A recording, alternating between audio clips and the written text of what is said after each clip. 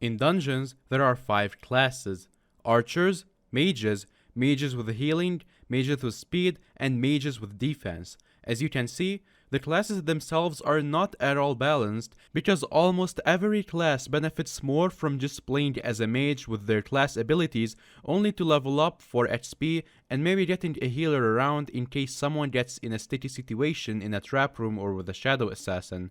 But one trend still stands: playing as a mage with whatever class is just the best way to get fast runs and killing the boss faster.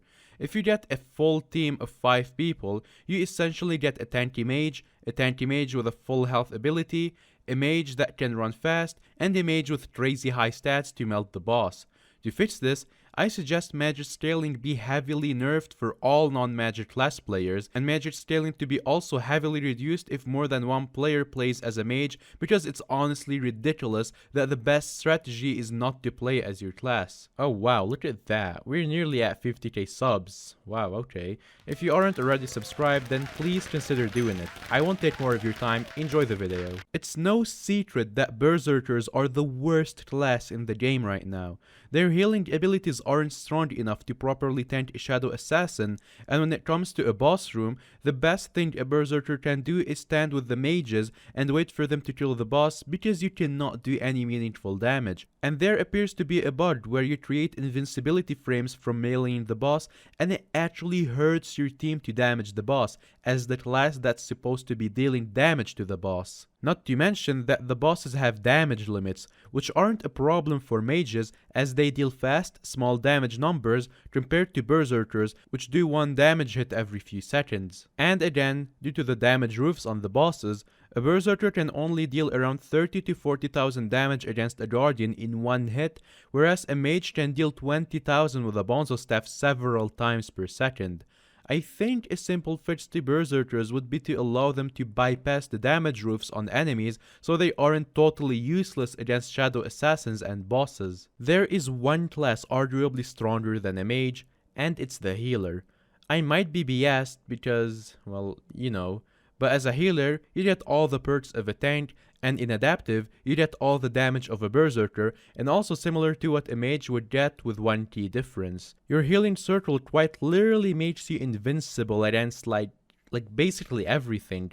On top of this, your ultimate wish can shield and heal your entire team and yourself if one person is close to death, which can save a run. The fact that all of your healing abilities are amplified on other people is great, as you can toss your healing circle onto teammates, and not to mention that amplifies on yourself, and 2 ornate charges is usually enough to full heal yourself. Not to mention that you will passively reach milestone 2 by just existing in a dungeon, which helps in speedruns if you still want to get rewards and XP. If you reforge for necrotic and play healer, the only difference is that you don't get like 700 mana and mana cost reductions, which isn't a huge deal once you get your blessings. If you choose to play a berserker style healer, your healing circle ability will deal full sword damage when it hits an enemy, allowing you to pick off enemies at range and also giving you another source of damage. In some ways, this ability deals more damage per second than the berserker's ability does.